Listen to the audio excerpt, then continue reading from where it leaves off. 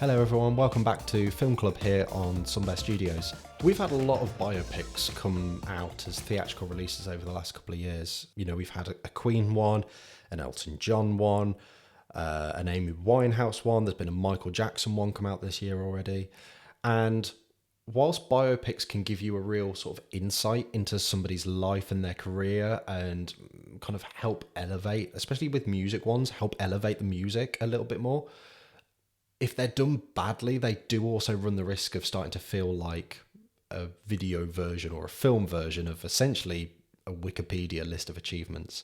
So Springsteen Deliver Me From Nowhere was released in 2025. It was directed by Scott Cooper, who, looking at his IMDb, I don't think I've seen anything of his before. So this is a new director for me personally. But it stars Jeremy Allen White, who I think a lot of people will know from The Bear on the TV series that's on Disney+.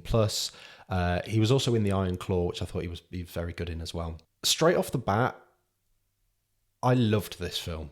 I thought this film was absolutely excellent. I thought Jeremy Allen White's portrayal of Springsteen, especially as somebody who doesn't really know too much about Bruce Springsteen, you know, I know the big hits. I know Born to Run. I know Born in the USA. But I can't tell you much about Bruce Springsteen as a person.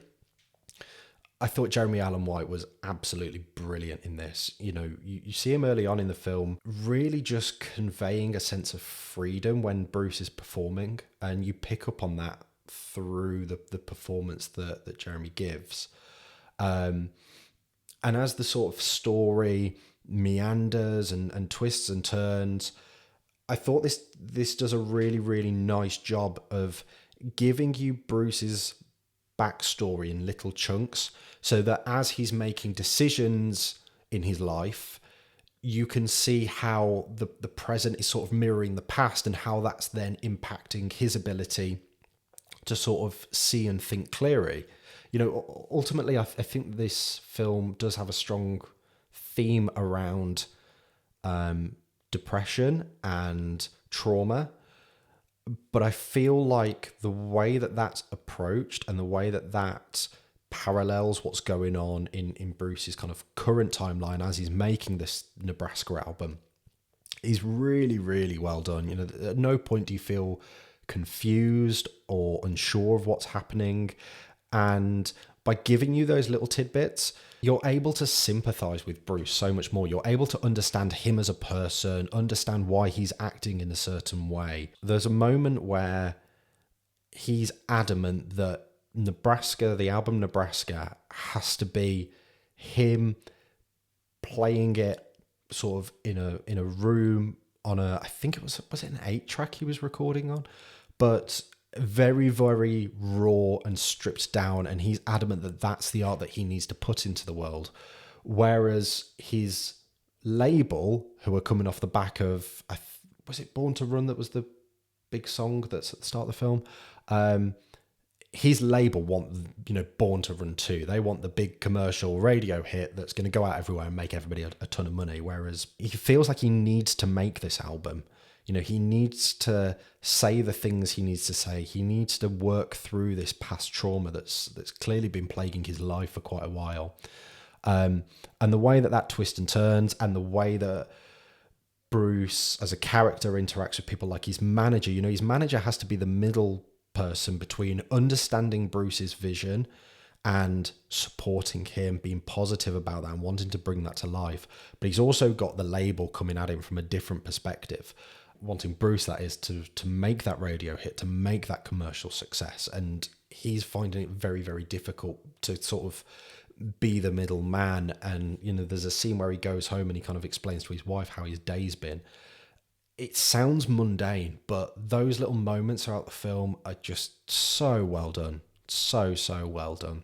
So overall, there was so much to really love about this film.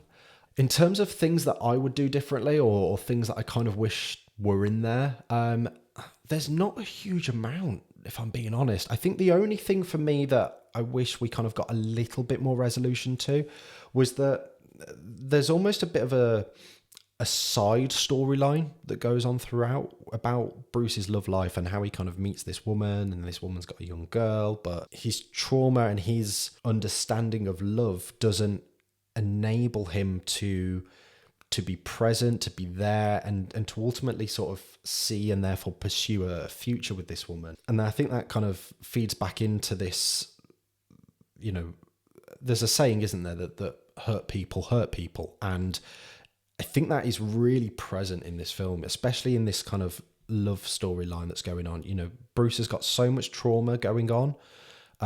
He's clearly struggling with his mental health, and that's then filtering back into the decisions that he's making in real time, causing more hurt, and it just becomes this vicious cycle. All of that in terms of the storytelling in the film was very, very good. I just wish, and it's a very small nitpick, but I just wish there was a small resolution to that at the end, whether that's with this woman or whether that's with a future, you know, person, and of how Bruce is unable to overcome those demons and eventually move on with his life and eventually be able to love and be loved. And I'd like to have just seen a little bit more around that. So in terms of the film club rankings for 2026 then, so the first video that we did on the channel was Mandalorian and Grogu. I kind of gave that 3 stars. This film is far better than that film in my opinion. Far better. There was so much that I loved about this film, and the best review you can possibly give a biopic, especially a music one, is that it should make you want to go and listen to that artist or that album afterwards. As soon as this film finished, I listened to Nebraska cover to cover, and I think that kind of tells you everything that you need to know about this film. It's 5 stars for me. It's going straight in at number 1. Really, really good. And actually, when I saw the nominations for the award season that's just been, I was shocked that this didn't get a little bit more love, to be perfectly honest. I thought, having watched it, I thought this was a spectacular film and would have done really, really well. So there we go. That's my review of Springsteen, Deliver Me From Nowhere. What did you think of the film? Let me know in the comments down below.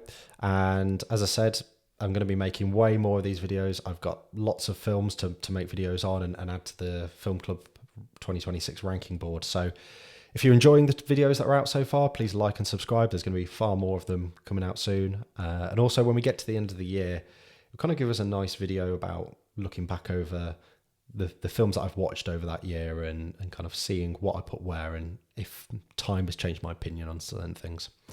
So thanks for watching, and we'll see you next time.